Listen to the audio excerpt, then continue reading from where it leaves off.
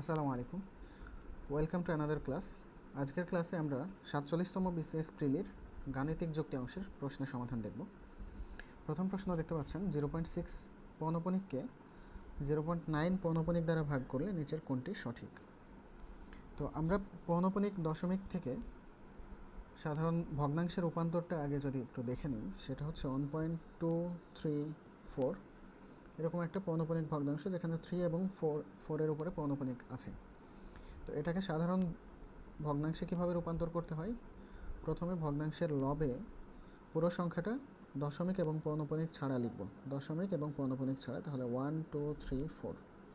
এরপর সেখান থেকে বিয়োগ করব পৌনঃপুনিক ছাড়া যেই সংখ্যাটা আছে, যেই সিকোয়েন্সে আছে, সেম সিকোয়েন্সে, যেমন 1 এবং 2 এই দুইটা সংখ্যার উপর পৌনঃপুনিক নাই, তাহলে এই দুটো অংশ আমি এখানে বিয়োগ করে দিব, তাহলে -1 2 অর্থাৎ 12 সাবট্রাক্ট করব।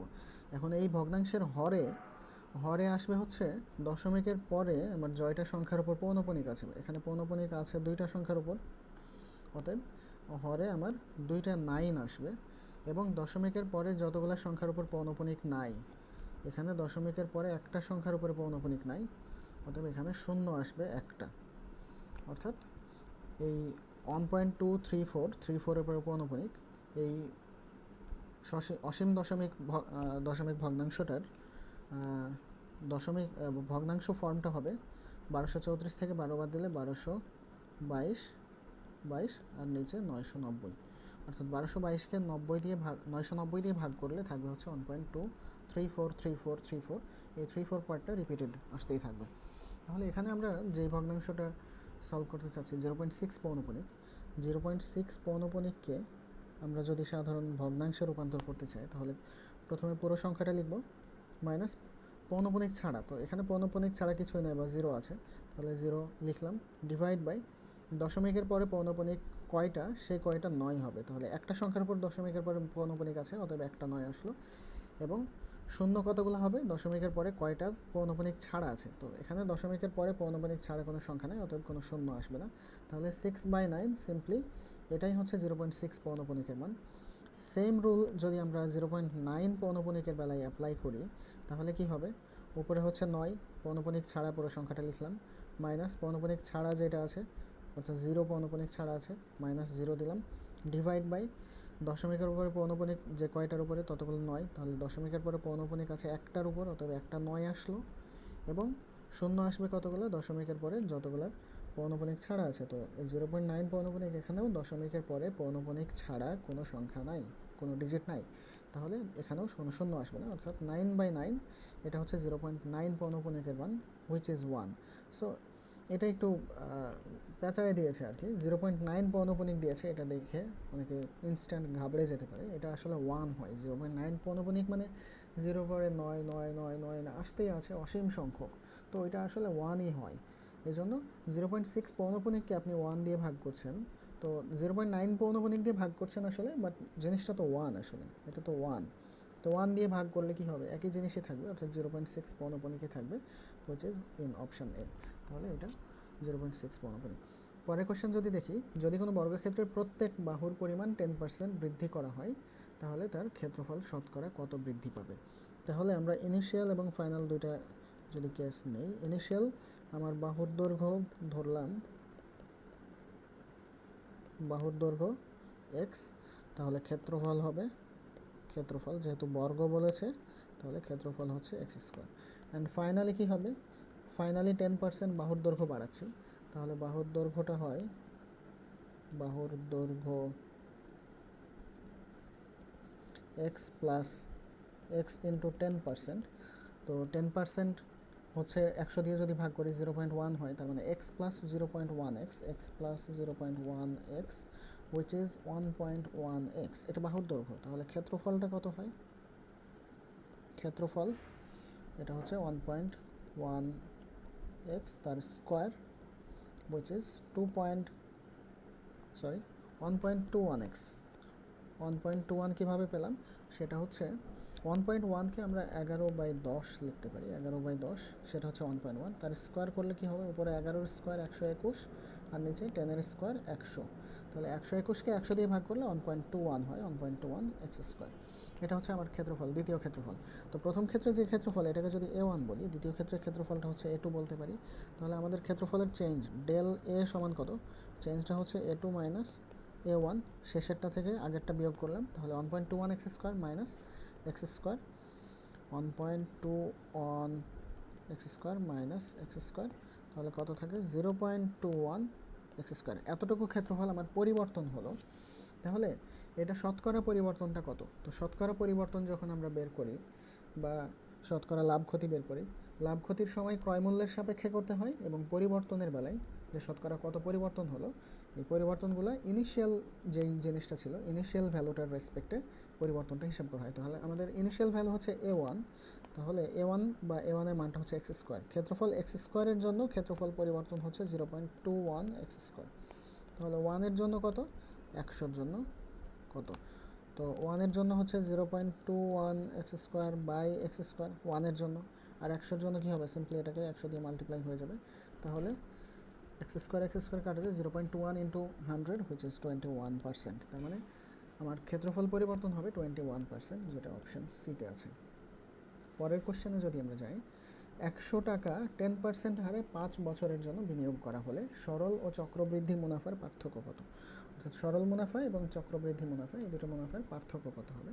তো সরল মুনাফা এটাকে আমরা ইন্টারেস্ট, সিম্পল ইন্টারেস্ট আইএস দিয়ে লিখতে পারি। আইএস এর ফর্মুলা হচ্ছে PNR। এখানে পিটা হচ্ছে 100 টাকা ইন্টু এনটা হচ্ছে 5 ইয়ার্স, তাহলে 5 ইন্টু আর হচ্ছে 10%, যেটা 100 দিয়ে ভাগ করলে 10/100 এইভাবে লিখতে পারি। হুইচ উইল বি 100 কাটা যায় 5 ইন্টু 10, 50 টাকা। এটা আমাদের সরল মুনাফাটা খুব সিম্পলি বের হয়ে গেল। এখন চক্রবৃদ্ধি মুনাফা তো পরে বের করব, আগে আমরা চক্রবৃদ্ধি মূলধনটা বের করি। চক্রবৃদ্ধি মুনাফা প্লাস আসল, এটাকে সুদ আসল বলা যায়, সুদ প্লাস আসল। চক্রবৃদ্ধির যে ফর্মুলা সেখানে আসল এবং সুদ দুটো ইনক্লুডেড থাকে, তাহলে সুদ আসল এইভাবে লেখা যায়। সুদ আসল সেটার ফর্মুলা কি, P into 1 plus r to the power n।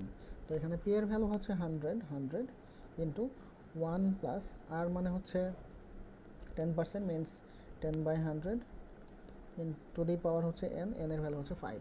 তাহলে এটাকে আমরা এভাবে লিখতে পারি 1 প্লাস 10/100, তাহলে 10 আর 100 কাটলে 1/10 থাকবে, 1/10 এখানে এলসিএম করলে 10 আর 1 11, উপরে হচ্ছে 11, নিচে 10, তার পাওয়ার হচ্ছে 5, এবং এখানে গুণ থাকবে হচ্ছে 100। তো এই 11/10 এই ক্যালকুলেশনটা, 11/10 টু দি পাওয়ার 5 এই ক্যালকুলেশনটা আমরা সিম্পলি কীভাবে করতে পারি সেটা যদি একটু দেখি। 11 টু দি পাওয়ার 5 উপরে, আর নিচে হচ্ছে 10 টু দি পাওয়ার 5। তো 10 টু দি পাওয়ার 5 নিয়ে আশা করি সমস্যা নেই, একের পর 5টা শূন্য হবে। তাহলে আমরা সিম্পলি এখন দেখব 11 টু দি পাওয়ার 5 এটাকে এভাবে সহজে ক্যালকুলেট করা যায়। তাহলে 11 টু দি পাওয়ার 5 এটাকে আমরা 11 স্কোয়ার ইন্টু 11 স্কোয়ার ইন্টু 11 এইভাবে লিখতে পারি। তাহলে 11 স্কোয়ার হচ্ছে 1 to 1 121 আমরা জানি, আবার 11 স্কোয়ার হচ্ছে 1 to 1 121 ইন্টু 11। এখন এই 1 to 1 এই দুটো যদি গুণ করি, খুব সহজে গুণটা করা যায়, 1 to 1 ইন্টু 1 to 1। তাহলে গুণের ক্ষেত্রে কী হবে, প্রথম ডিজিট দিয়ে গুণ করলে 1 to 1ই হবে, তারপর ক্রস দ্বিতীয় ডিজিট অর্থাৎ 2 দিয়ে যদি গুণ করি তাহলে উপরের এই 121 ডাবল হয়ে যাবে, তাহলে 242 হবে। তারপর থার্ড ডিজিট আবার 1 দিয়ে গুণ করলে 121ই হবে, 1 to 1। তাহলে 121 এবং 121 গুণ করলে পাচ্ছি 14641। এই সংখ্যাটাকে আবার গুণ করবো 11 দিয়ে, তাহলে 11 দিয়ে গুণ করি, তাহলে 1 দিয়ে গুণ হবে প্রথমে, তাহলে 14641, তারপর ক্রস আবার 11 দিয়ে গুণ হবে 14641। তাহলে যোগ করলে এখন কত হয়, 1415 64 10-এর 0 হাতে থাকে 1, 64 10 আর হাতের 11 হাতে থাকে 1, 4 আর 5 আর 6 আর এই 1 তো 1। তাহলে এই 1,61,051 এটা হচ্ছে আমার 11 টু দি পাওয়ার 5 এর ভ্যালু। তাহলে উপরে 11 টু দি পাওয়ার 5 এটাকে আমরা রিপ্লেস করে দিতে পারি 161,051 ডিভাইড বাই আমার 10 টু দি পাওয়ার 5 মানে একের পর 5টা শূন্য, 2 3 4 5। তাহলে এই 161051 এটাকে যদি 10⁵ বা 1/5 1 লাখ এটা দিয়ে ভাগ করি তাহলে কি হবে? এখানে আমরা এই 1,61,051 এটাকে 1,61,051.0 এইভাবে চিন্তা করতে পারি। তাহলে আমার 10 দিয়ে ভাগ করলে দশমিকটা এক ঘর বামে সরে। তাহলে এখানে যেহেতু 1 লাখ বা 10⁵ দিয়ে ভাগ করছি তাহলে দশমিকটা 5 ঘর বামে সরবে। 5 ঘর বামে সরলে 1 2 3 4 5 এখানে আসে, which will be 1.61051। এইটা হচ্ছে আমার 11/10। এটা কার ভ্যালু? 11/10 টু দি পাওয়ার 5 এর ভ্যালু। এটা যদি আমরা এখানে একটু বসায় দিই তাহলে 100 তো ছিল, 100 ছিল ইন্টু 11/10 টু দি পাওয়ার 5 এর ভ্যালু হচ্ছে 1.61051। তাহলে 100 দিয়ে এটাকে গুণ করলে কি হবে? দশমিকটা এখন 2 ঘর ডানে সরে যাবে, which will be 161.051। এটা হচ্ছে আমার কি? সুদ আসল, চক্রবৃদ্ধি সুদ আসল। তাহলে চক্রবৃদ্ধি সুদটা কত? চক্রবৃদ্ধি সুদ এটাকে আমরা আইসি দিয়ে লিখতে পারি, কমপ্লেক্স ইন্টারেস্ট। তো আইসি হচ্ছে এই চক্রবৃদ্ধি সুদ আসলের মধ্যে আমার সুদও আছে, আসলও আছে। আসলটা ছিল 100 টাকা, তাহলে এখান থেকে এই ভ্যালুটা থেকে আমরা 100 যদি বিয়োগ করি তাহলে চক্রবৃদ্ধি সুদটা পাবো। 100 বিয়োগ করলে কত হয়? 61.051। তাহলে আমার সরল মুনাফা এবং চক্রবৃদ্ধি মুনাফার পার্থক্য কত? পার্থক্য হচ্ছে আমরা বড়টা থেকে বিয়োগ করি আইসি মাইনাস আইএস, কমপ্লেক্স ইন্টারেস্ট থেকে সিম্পল ইন্টারেস্ট বিয়োগ করছি। তাহলে 61.05 থেকে মাইনাস করবো 50 মাইনাস করলে কত হবে? 11.05 টাকা, 051 টাকা, which is in option B, that is our correct answer। পরের কোশ্চেনে যদি যাই, এক্সের ভ্যালু দেওয়া আছে √3 plus √5 plus √3, x³ plus 8/x³ এর মান বের করতে বলেছে। তো এই ধরনের কেসে যে এক্সের মান দেওয়া আছে এবং সেখান থেকে বের করতে বলা হয়েছে এক্স থেকে x প্লাস 1/x বা x² প্লাস 1/x² বা x³ প্লাস 1/x³ বা এখানে 1 এর জায়গায় অন্য কোনো নাম্বারও থাকতে পারে। তো এই কেসটার ক্ষেত্রে আমরা x থেকে প্রথমে 1/x এর ভ্যালুটা বের করব। তাহলে x ইকুয়াল √3 প্লাস √5 প্লাস √3। তাহলে 1/x এর ভ্যালুটা কী হবে? 1/√5 প্লাস √3 সমান কী করব? এখানে ক্যালকুলেশানে আমরা জানি যে এই √5 প্লাস √3 এইটার কনজুগেট অর্থাৎ √5 মাইনাস √3 এই সংখ্যাটা দিয়ে উপরে নিচে গুণ করতে হয়, তাহলে একটা ফর্মুলা হয়। তাহলে উপরে গুণ করলাম √5 মাইনাস √3, নিচেও গুণ করব √5 প্লাস √3 আগে থেকেই ছিল, আর গুণ করছে হচ্ছে √5 মাইনাস √3 দিয়ে। তাহলে নিচে a plus b into a minus b এর একটা ফর্মুলা হয়, ওই চলবে। উপরে যা ছিল তাই, √5 মাইনাস √3, আর নিচে হচ্ছে a plus b into a minus b করলে কি হয়? a square minus b square, তাহলে √5 square minus √3 square, which will be 5 মাইনাস 3। তার মানে 1/x ইকুয়াল হচ্ছে √5 মাইনাস √3/2। এখন এই 2টা ডান পাশে ভাগ আকারে আছে, আমি যদি এটাকে বাম পাশে নিয়ে যাই তাহলে কি হবে? বাম পাশে নিয়ে গেলে ভাগ থেকে গুণ হয়ে যাবে। তাহলে আমরা এই 2/x সমান লিখতে পারি √5 মাইনাস √3। 2/x সমান হচ্ছে √5 মাইনাস √3। এখন আমরা যেই রাশিটার মান বের করতে চাই সেটা যদি একটু দেখি, x³ প্লাস 8/x³। তো এটাকে আমরা এভাবে লিখতে পারি না, x³ plus 2/x whole cube. তাহলে a³ প্লাস b³ ফর্মুলা হয়। তাহলে a³ প্লাস b³ ফর্মুলা হচ্ছে a plus b whole cube. তো এর জায়গায় আমরা এখানে a বলতে x বোঝাচ্ছে সেটাই লিখব, x প্লাস 2/x, b মানে 2/x-কে বোঝাচ্ছে। তাহলে a plus b whole cube minus 3ab, a means x, b means 2/x into a plus b whole cube minus 3ab into a plus b means x plus 2/x। তাহলে এখানে আমরা যদি ভ্যালুগুলো বসাই তাহলে x এর ভ্যালু হচ্ছে √5 plus √3, আর 2/x এর value হচ্ছে √5 মাইনাস √3। তাহলে এই দুইটা ভ্যালু আমরা এখন এই সমীকরণে বসাবো। তো আমরা একটু সিম্পলিফিকেশনের জন্য একটু সহজ করতে পারি, সেটা হচ্ছে x প্লাস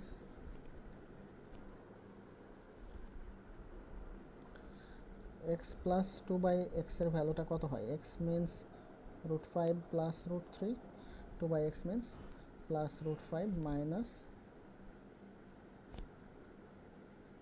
√3। তাহলে এখানে √3 কাটা যায়, থাকে হচ্ছে 2√5। তাহলে এখানে আমরা x প্লাস এক্স এটার ভ্যালু লিখতে পারি 2√5, তার উপরে হচ্ছে কিউব, মাইনাস এখানে 3 into x into 2/x, x x কাটা যায়, তাহলে 3 into 2 which will be 6 into x plus 2/x again, যেটার ভ্যালু হচ্ছে 2√5, তাহলে 2√5। ওকে, এখন এই 2√5কে কিউব করছি আমরা, কিউব করলে কী হবে, 2কে কিউব করলে 8 হয়, ইন্টু √5কে কিউব করলে কী হবে, √5 স্কোয়ার, স্কোয়ার ইন্টু √5 এইভাবে লেখা যাইতে পারে, minus 6 into 2√5 which will be 12√5, 12√5। এখন আমরা এই যে এখানে √5 স্কোয়ার ইন্টু √5 মানে √5 কিউবকে আমরা ভেঙে লিখেছি √5 স্কোয়ার ইন্টু √5 স্কোয়ার করলে হয় হচ্ছে 5, তাহলে 8 ইন্টু 5 40, 8 ইন্টু 5 40 √5 মাইনাস 12√5, তার মানে 40 থেকে 12 মাইনাস করলে কত হয় 28√5। তো 28√5 আছে আমার অপশান সিতে, that is our correct answer. পরের কোশ্চেন যদি দেখি, x-5 মডুলাস লেস দ্যান 2 এবং এক্সের ভ্যালুটা হচ্ছে ন্যাচারাল নাম্বার। ন্যাচারাল নাম্বার মানে কি, পজিটিভ ইন্টিজার বা ধনাত্মক পূর্ণ সংখ্যা যেগুলো, সেগুলোকেই ন্যাচারাল নাম্বার বলা হয়। ধনাত্মক পূর্ণ সংখ্যা মানে 1 2 3 4 5 এগুলো নিতে হবে আর কি। এবং আমরা জানি modulus of x less than a হলে এইটাকে এইভাবেও লেখা যায়, -a less than x less than a. এখানে এক্সের জায়গায় অন্য কিছুও থাকতে পারে, যেমন এখানে x-5 আছে, তাহলে এই গিভেন স্টেটমেন্ট যেটা x-5 modulus is less than 2, এটাকে আমরা লিখতে পারি -2 less than x-5 less than 2। এখন আমরা তো এক্সের ভ্যালু চাই বা এক্সের সমাধান সেট চাই, এজন্য এখানে মাঝখানে x-5 আছে, এখান থেকে এক্স নিয়ে আসতে চাই, তাহলে এক্স নিয়ে আসার জন্য কী করবো, x-5 আছে +5 করে দিব, +5 করে দিলে এই অসমতার তিনটা জায়গা মিনস -2 +5 হবে, লেস দ্যান x-5 +5 হবে, তিন জায়গাতেই 5 করে যোগ করতে হবে, 2 + 5 হবে, সেম নাম্বার তিন জায়গাতেই যোগ করলাম, তাহলে মাঝের অংশে আমার -5 +5 কাটা যায়, শুধু x থাকে, তাহলে আর এখানে হবে -2 + 5 which is 3 less than x less than 2 + 5 is 7, 3 less than x less than 7। তার মানে x এর মানটা 3-এর চেয়ে বড় হবে কিন্তু 7-এর চেয়ে ছোট হবে, তাহলে 3-এর চেয়ে বড় কী হতে পারে, 4 হতে পারে, 5 হতে পারে, কারণ পজিটিভ ইন্টিজার হতে হবে বলে দিয়েছে শর্ত অনুযায়ী, তাহলে 4 হতে পারে, 5 হতে পারে, 6 হতে পারে। 7 কি হবে বলেছে 7-এর চেয়ে ছোট, তাহলে 4 5 6 এই তিনটাই হবে আসলে, which is in option C, সেটাই আমাদের সমাধান সেট। পরের কোশ্চেন যদি দেখি, বলেছে 5x³ - 2x² + x + k = 0, এর একটি উৎপাদক x-3 হয়, তাহলে k এর মান কত। তো x-3 যদি উৎপাদক হয়, তাহলে এই উৎপাদক দিয়ে 5x³ - 2x² + x + k এটাকে x-3 দ্বারা ভাগ করলে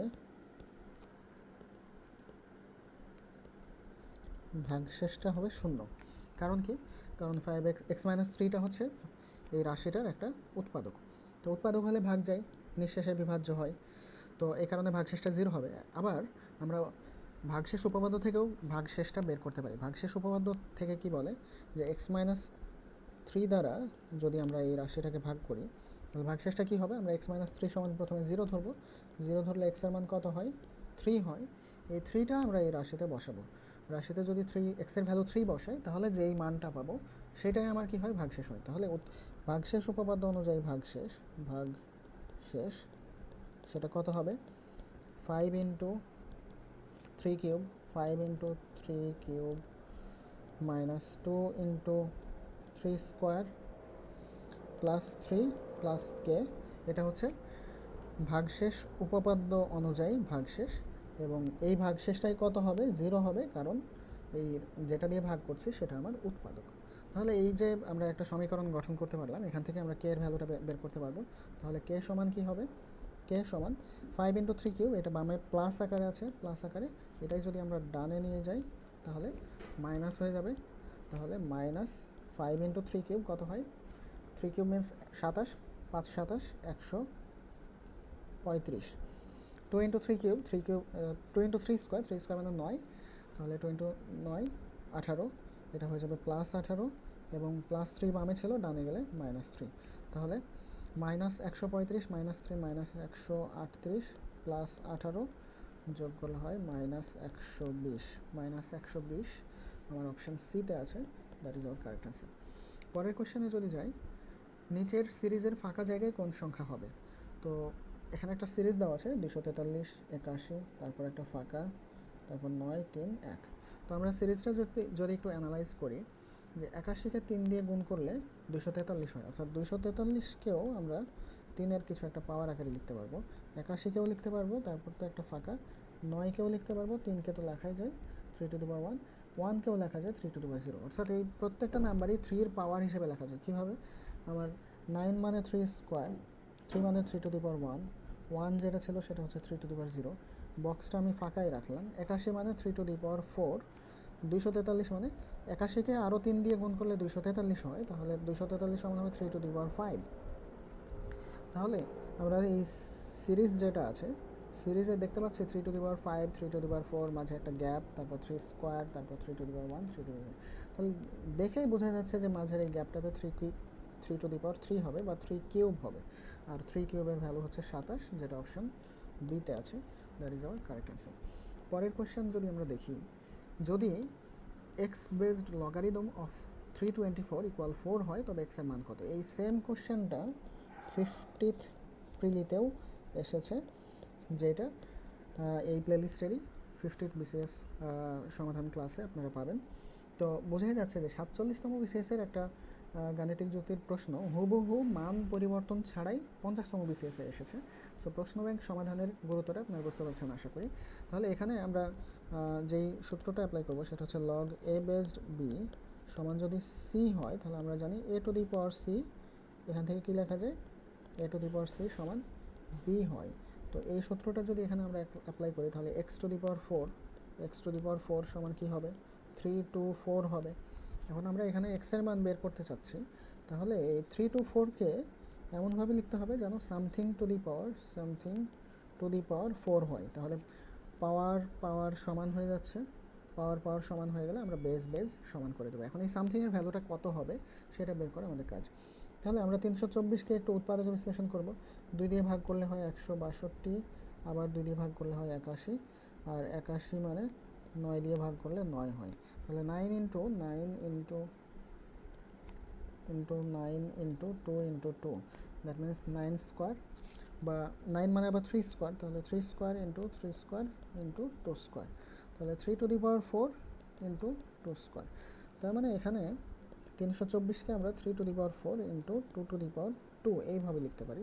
এটা হচ্ছে এক্স টু দি পাওয়ার 4 এর ভ্যালু। এখন 2 টু দি পাওয়ার 2 আছে, সেটাকেও তো সামথিং টু দি পাওয়ার 4 আকারে লিখতে হবে। এখন 2 টু দি পাওয়ার 2 যেটা আছে সেটাকে তো আমরা চাইলে √2 তার স্কোয়ার, এটা হচ্ছে এইটুকু ভ্যালু হচ্ছে 2, তার পুরাটার উপরে আবার 2, কারণ 2 এর উপরে পাওয়ার কত ছিল, 2 ছিল, তো 2টাকে আমরা √2 স্কোয়ার আকারে লিখলাম। তাহলে √2-র উপরে স্কোয়ার, তার উপরে আবার স্কোয়ার, তাহলে √2-র উপরে পাওয়ার 4 আকারে চিন্তা করা যায়। 2 স্কোয়ার যেটা, সেটাকে √2 টু দি পাওয়ার 4 আকারে চিন্তা করা যায়। তাহলে 3 to the power 4 into √2 to the power 4। এখন তাহলে আমরা এই দুটাকে একসাথে লিখলে 3√2 টু দি পাওয়ার 4, অর্থাৎ এক্স টু দি পাওয়ার 4 এর ভ্যালু পাচ্ছি 3√2 টু দি পাওয়ার 4। অতএব পাওয়ার সমান হয়ে গেছে, তাহলে এক্স ইকুয়াল 3√2 আমরা লিখতেই পারবো। তাহলে এখানে এক্সের ভ্যালু 3√2, যেটা অপশন এতে আছে। পরের কোশ্চেনে যদি যাই, কোশ্চেন 9, একটি গুণোত্তর ধারার প্রথম ও দ্বিতীয় পদ যথাক্রমে, প্রথম পদকে আমরা গুণোত্তর ধারার প্রথম পদকে এ দিয়ে লিখি, তাহলে এ সমান হচ্ছে 27, এবং দ্বিতীয় পদ হচ্ছে 9। তো আমরা যদি সাধারণ অনুপাতটাকে আর চিন্তা করি, ধরে নিলাম সাধারণ অনুপাত, সাধারণত আর মানে রেশিও দিয়ে আরই চিন্তা করা হয়, তাহলে আর যদি চিন্তা করি, তাহলে দ্বিতীয় পদটা কী হবে, এ আর টু দি পাওয়ার 2 - 1, যেহেতু এটা T2 টার্ম 2, তার মানে এ আর থাকবে আর কি। এ আরটা সমান কত বলেছে, 9 বলেছে। তাহলে আমরা যদি এ আর বাই এ করি, এ আর বাই এ, অর্থাৎ এই দ্বিতীয়টাকে আমরা প্রথমটা দিয়ে ভাগ করছি, তাহলে কী হবে 9/27, হুইচ ইজ 1/3। তাহলে এ আর বাই এ মানে কি, এ কাটে আর থাকে, আর ইকুয়াল 1/3, আর ইকুয়াল 1/3। আমাদের বের করতে বলেছে দশম পদ, তো দশম পদ কী হবে, T10 means a R to the power 10 - 1, তো এ তো হচ্ছে 27 into r to the power 10 minus 1 means 9, তাহলে 1/3, আর এর মান হচ্ছে 1/3 টু দি পাওয়ার 9। এখন 27 মানে 3 cube into 1/3 to the power 9, which is 1/3 to the power 6 থাকবে, এবং 1/3 টু দি পাওয়ার 6 এইটাকে আমরা 1/3 to the power 4 into 3 square আকারে লিখতে পারি। 1/3 টু দি পাওয়ার 4 এটা হচ্ছে 81, 1/81 ইন্টু 1/3 স্কোয়ার মানে 9। তো 81 আর 9 সিম্পলি গুণ করে ফেলা যায়, গুণ করলে হবে হচ্ছে 27টা, সরি 9 8 9 72, 720, আর 9কে 9, 720 আর 9 729, 1/729। তাহলে 1/729 আছে অপশন সিতে, যেটা আমাদের সঠিক উত্তর। পরের প্রশ্নে যাওয়া যাক। এখানে একটি বৃত্তস্থ বর্গের প্রত্যেক বাহুর দৈর্ঘ্য 2 সেন্টিমিটার বলা আছে। বৃত্তস্থ বর্গ মানে বৃত্তের ভিতরে একটা বর্গ আছে। তো পাশের চিত্রে দেখতে পাচ্ছেন যে এটাকে যদি আমরা এ বি সি ডি বর্গ বলি, তাহলে এই এবিসিডি বর্গটা হচ্ছে এই এবিসিডি বৃত্তেই অন্তঃস্থ আকারে আছে। তাহলে প্রত্যেক বাহুর দৈর্ঘ্য, বর্গের প্রত্যেক বাহুর দৈর্ঘ্য দেওয়া আছে। তো আমরা ধরে নিলাম এটাকে এ, বর্গের প্রত্যেক বাহুর দৈর্ঘ্য হচ্ছে এ ধরে নিলাম। তাহলে এই যে এসি, যেটা বর্গের একটা কর্ণ, বর্গের এই এসি কর্ণটা, এটাকে আবার বৃত্তের ব্যাস হয় না, বৃত্তের ব্যাস আর বর্গের জন্য ওই সেম জিনিসই, বর্গের জন্য কর্ণ। তাহলে ব্যাস সমান আমরা কি লিখতে পারি, ব্যাস সমান হচ্ছে কর্ণ লিখতে পারি। তো ব্যাস, বৃত্তের জন্য ব্যাস সমান কি 2r, 2 ইন্টু রেডিয়াস হচ্ছে ব্যাস, আর কর্ণ হচ্ছে বর্গের এক বাহুর দৈর্ঘ্য যদি এ হয়, কর্ণ হচ্ছে এ ইন্টু √2, এ √2। তাহলে আমার আর সমান কি হবে, আর সমান 2 দিয়ে ভাগ করে দেব, এ √2/2। তো এর মান তো হচ্ছে 2 বলেছে, 2 সেন্টিমিটার, বর্গের বাহুর দৈর্ঘ্য 2 সেন্টিমিটার, তাহলে 2√2/2 হুইচ ইজ √2, 2 কাটা যায়, তাহলে ব্যাসার্ধ হচ্ছে √2।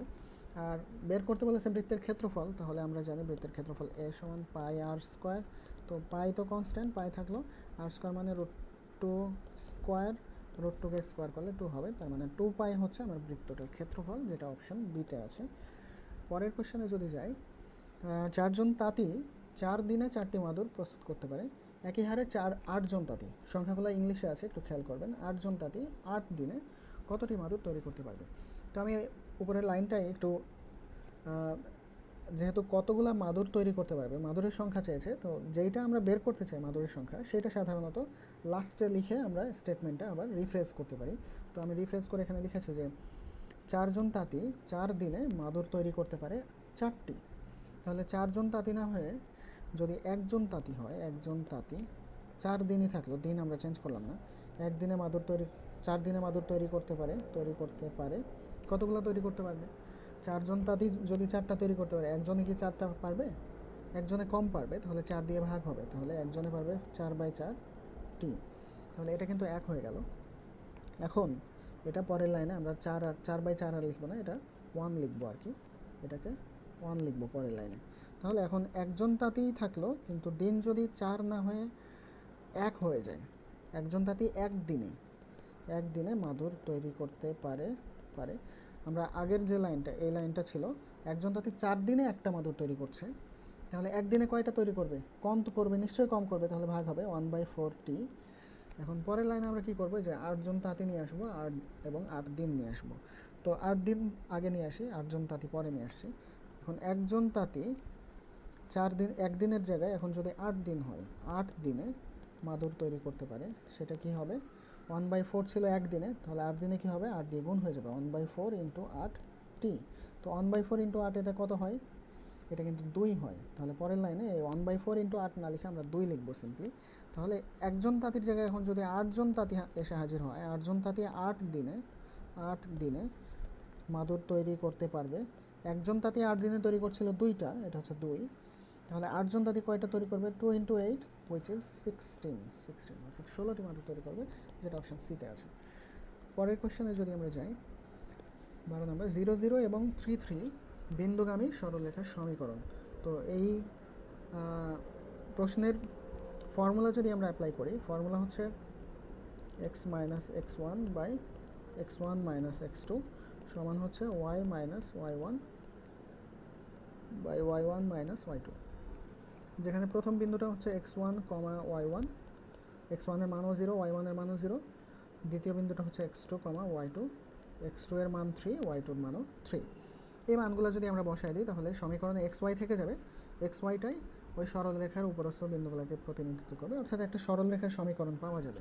তো এই ফর্মুলা দিয়ে করতে গেলে এটা আসলে লেন্দি হয়ে যায়। আমরা তার চেয়ে এই এই প্রশ্নটার জন্য আমরা অপশান টেস্ট করে ইজিলি সলভ করে ফেলতে পারি। আমরা যদি ডি থেকে শুরু করি, ডিতে আমরা 0 0 3 3 বসাই, 0 0 বসালে বাম পাশে 0, ডান পাশে 0 + 3, 3 × 0 কত হয়? 0 হয়, তাহলে 0 + 3। তো এই দুটা কি সমান? বাম পাশে ডান পাশে সমান না, তাহলে ডি নাম্বার আমার উত্তর হবে না। সি নাম্বারেও যদি আমরা অপশান টেস্ট করি, বাম পাশে 0 হয়, ওয়াইয়ের ভ্যালু 0 ইকুয়াল ডান পাশে 0 + 3, এটাও কিন্তু বাম আর ডান সমান না, তাহলে এটাও উত্তর হবে না। বি নাম্বার যদি আমরা চেক করি, বি নাম্বার প্রথমে 0 0 বসালে বামে 0, ডানে 3 × 0, 3 × 0, তাহলে সেটাও 0 হয়, তাহলে 0 0 স্যাটিসফাই করছে। এখন 3 3 চেক করি যদি, ওয়াইয়ের ভ্যালু 3 ইকুয়াল এক্সের ভ্যালু কত? 3, তাহলে y ইকুয়াল 3 × x, এক্সের ভ্যালু আবার 3, তাহলে এটা কি সঠিক হইলো? বামে হচ্ছে 3, ডানে হচ্ছে 9, তাহলে এটা স্যাটিসফাই করছে না। অর্থাৎ বি নাম্বার অপশানটা 0 0কে স্যাটিসফাই করছে কিন্তু 3 3কে স্যাটিসফাই করছে না, তাহলে বিও উত্তর হবে না, সি তো হলো না, ডিও হলো না, তাহলে এ নিশ্চিন্তে উত্তর হবে। অপশান চেক করলেও আমরা দেখতে পাবো যে ওয়াই ভ্যালু 0, এক্সের ভ্যালু 0, তাহলে সমান হচ্ছে, আবার 3 3 বসালেও সমান হচ্ছে। পরের কোশ্চেন যদি আমরা দেখি, ইফ NC12 ইকুয়াল NC8 তবে 22CN এর মান কত? তো এখানে আমরা যেই ফর্মুলাটা ইউজ করি সেটা হচ্ছে NCR সমান হচ্ছে NCN-R। কেবল এই একটা ক্ষেত্রেই এই দুটো সমান হয়। তাহলে এই ফর্মুলা অনুযায়ী আমরা যদি এই দুটাকে একটু কম্পেয়ার করি তাহলে দেখতে পাচ্ছি NC12 ইকুয়াল হচ্ছে NC8 আছে। তাহলে এই 12টাকে যদি আমরা আর চিন্তা করি, 12টাকে যদি আমরা আর চিন্তা করি তাহলে 8টা দিস মাস্ট বি N-R। তাহলে আমরা দুটা সমীকরণ লিখে ফেলি, আর ইকুয়াল হচ্ছে 12 এবং N-R সমান হচ্ছে 8। এই যে এটা N-R আর এটা হচ্ছে R। তাহলে N সমান কত হবে? 8 + 12, আর এর ভ্যালু 12, তাহলে N এর ভ্যালু হচ্ছে 20, N ইকুয়াল 20। এখন আমাদের বের করতে হবে 22CN, N এর ভ্যালু হচ্ছে 20, লিখে ফেললাম 20। তো 22C20 এটা বের করা আবার একটু বড় হয়ে যায়, তার চেয়ে আমরা এখানে যদি আবার সেম ফর্মুলাটি ইউজ করি যে NCR, এই 20টাকে এখন যদি R চিন্তা করি তাহলে এটা সমানে কী হবে? NC অর্থাৎ 22C N-R মানে কি? N হচ্ছে আমার 22, 22টা হচ্ছে N, তাহলে 22 - 20 মানে N-R বসালাম, এটা হচ্ছে R, আর এটা হচ্ছে N। তাহলে কি হয়? 22C 2, যেটাকে আমরা 22 × 21 আর নিচে হচ্ছে 2 × 1 এইভাবে লিখতে পারি। তাহলে 22 × 21, তো 2 দিয়ে কাটলে 22টা হয়ে যায় 11, তাহলে 11 × 21, 11কে আমরা হচ্ছে 10 + 1 এভাবে লিখতে পারি, তাহলে 10 + 1 × 21, 21, তাহলে 10 × 21 210 যোগ 1 × 21 21, 210 আর 21 হয় 231, 231 অপশান বিতে আছে, that is our correct answer. পরের কোশ্চেন যদি দেখি, এ সেট বলেছে x belongs to N, N again হচ্ছে পজিটিভ ইন্টিজার, এন মানে ন্যাচারাল নাম্বার বোঝায়, আর ন্যাচারাল নাম্বার মানে হচ্ছে ধনাত্মক পূর্ণ সংখ্যা বা পজিটিভ ইন্টিজার। বিও তাই, পজিটিভ ইন্টিজার বোঝাচ্ছে, পজিটিভ ইন্টিজার, তাহলে এ বি আমার দুটাই পজিটিভ ইন্টিজার। এখন এ সেটটা বলেছে এক্স গ্রেটার দ্যান 2, মানে 2 less than x less than or equal 6। তাহলে 2-এর থেকে বড় কিন্তু 6-এর সমান অথবা ছোট, তাহলে 2-এর থেকে বড় কী কী হতে পারে? 3 হতে পারে, 4 হতে পারে, 5 হতে পারে, আবার লেস দ্যান অর ইকুয়াল 6 বলেছে, তাহলে 6-এর ইকুয়ালও হতে পারে। এই উপাদানগুলাই আমার 2-এর থেকে বড় কিন্তু 6-এর সমান বা ছোট, এই শর্ত পূরণ করে পজিটিভ ইন্টিজার হয়। তাহলে এগুলাই হচ্ছে আমার এ সেটের উপাদান, এ সেট হিসেবে লিখলাম। একইভাবে বি সেটের উপাদানগুলো কি? বি সেটের উপাদানগুলো ইন্টিজার হবে, ঠিক আছে, ইন্টিজার হবে। একই সাথে আরেকটা শর্ত দিয়েছে জোড় সংখ্যা, আরেকটা শর্ত দিয়েছে 8-এর সমান বা ছোট হবে। তাহলে জোড় সংখ্যা কী কী আছে? 8-এর সমান অথবা ছোট, 8-এর সমান অথবা ছোট জোড় সংখ্যা কী কী আছে? 2 আছে, 4 আছে, 6 আছে, আর 8 ইটসেলফ, ঠিক আছে। তাহলে এ বি সেটটা আমরা বের করে ফেলেছি। এখন এ ইন্টারসেকশন বি মানে কি? এ এবং বি সেটের কী কী মিল আছে, কোন কোন উপাদান মিলে, সেইগুলো নিয়ে নতুন একটা সেট গঠন করতে হবে। তাহলে এখানে কী কী মিলে? 4, এখানেও 4, একইভাবে এখানে 5 6 আছে বি সেটেও 6 আছে, তাহলে এ ইন্টারসেকশন বিটা হবে 4,6, যেটা অপশন বিতে আছে, that is our correct answer. পরের কোয়েশ্চেন যদি দেখি, একটি ব্যাগে 2টি লাল 3টি সবুজ ও 2টি নীল বল আছে। যদি দৈবভাবে 2টি বল নেওয়া হয় তাহলে বল দুটির কোনোটিই নীল না হওয়ার সম্ভাবনা কত? কোনোটাই নীল হবে না, এই সম্ভাবনাটা কত? তো আমরা 2টা নীল বল আছে জানি, 2টা নীল, এবং বাকি যেগুলো, যেহেতু আমরা নীল না হওয়ার সম্ভাবনা বের করব, তো বাকি বলগুলা আমরা যদি অনীল ধরে নিই, তাহলে অনীল বল কয়টা? 3 আর 2 5টা, 2টা নীল 5টা অনীল। তো কোনোটাই যদি নীল না হয় তাহলে কি হবে? সেগুলো অনীল হবে, মানে নীল নয়, অনীল। তাহলে আমরা এই হচ্ছে একটা বক্স, তো এই বক্স থেকে আমরা একটা বল যদি তুলি, প্রথম 2টা বল তুলতে বলেছে, তো আমরা একটা একটা করেই তুলি। তো প্রথম বলটা আমরা তুললাম, সেটা অনীল হওয়ার সম্ভাবনা কত? অনীল হওয়ার সম্ভাবনা, অনীল হচ্ছে 5টা, আর মোট বল হচ্ছে 5 আর 2 7, তাহলে 5/7, এটা হচ্ছে অনীল হওয়ার সম্ভাবনা বা নীল না হওয়ার সম্ভাবনা। একইভাবে একটা বল তো আমরা তুলে ফেলেছি, তাহলে সেই বলটা অনীল হয়েছে, কারণ আমরা অনীল হওয়ার সম্ভাবনা বের করছি। তাহলে এখন অনীল থাকবে 4টা, এবং নীল থাকবে আগের মতোই 2টা। তাহলে এখন আরও একটা বল যদি আমরা তুলি, সেইটাও অনীল হওয়ার সম্ভাবনা কত? এখন অনীল রয়েছে 4টা এবং মোট আছে 6টা, তাহলে 4/6। এবং এই দুটো গুণ করলাম কেন? গুণ করলাম কারণ এটা হচ্ছে মিউচুয়ালি এক্সক্লুসিভ বা ইন্টারডিপেন্ডেন্ট সিকোয়েন্সিয়ালি, তো এই দুটো গুণ হয়, আসলে গুণ করে এটা 2টা বলের মোট সম্ভাবনাটা বের হয়, যে 2টা বলই নীল না হওয়ার সম্ভাবনাটা কত। তাহলে আমার উপরে হচ্ছে 5/4, এখানে 4 6 কাটা যায়, উপরে 2 থাকে, নিচে 3 থাকে, তাহলে 5/2 হুইচ ইজ 10, আর নিচে হচ্ছে 7/3 হুইচ ইজ 21। তাহলে 10/21 হচ্ছে আমাদের এখানে 2টার কোনোটাই নীল না হওয়ার সম্ভাবনা, যেটা অপশান এতে আছে। That is our correct answer. এতক্ষণ ধৈর্য ধরে সঙ্গে থাকার জন্য সবাইকে অসংখ্য ধন্যবাদ। আজকের সেশন এখানে শেষ, পরবর্তী ক্লাসে দেখা হবে ইনশাআল্লাহ। আসসালামু আলাইকুম।